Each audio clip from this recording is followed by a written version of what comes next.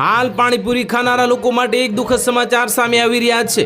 પાણીપુરીના શોખીનોને હવે સાવધાન થઈ જવાની જરૂર છે।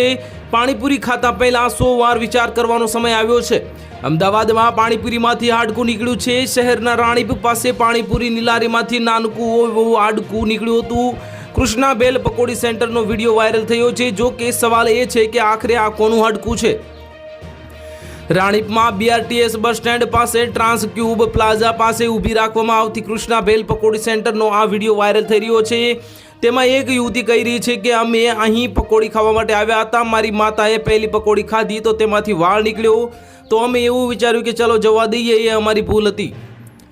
મારી છેલ્લી પકોડીમાંથી હાડકું નીકળ્યું છે। અમે પકોડીવાળાને બતાવ્યું તો કહે છે કે આ લાકડું છે। તેના બાદ અમારી સાથે પકોડી ખાનારા 4 લોકોને બતાવ્યું તો તેમને લોકોએ પણ હાડકું હોવાનું સ્વીકાર્યું।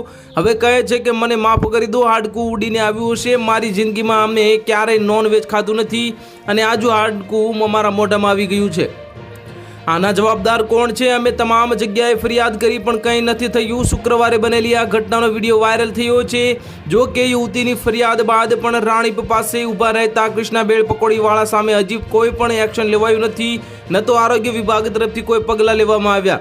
તો હાલ માટે આટલું જ। મળીશું નવી અપડેટ સાથે। જો તમને વિડીયો પસંદ આવતો હોય તો વિડીયોને લાઇક કરી દેજો, ચેનલને સબસ્ક્રાઇબ કરી બાજુમાં આવેલા બેલ આઇકનને દબાવી દો, જેથી તમને આવા સમાચારની અપડેટ મળતી રહે।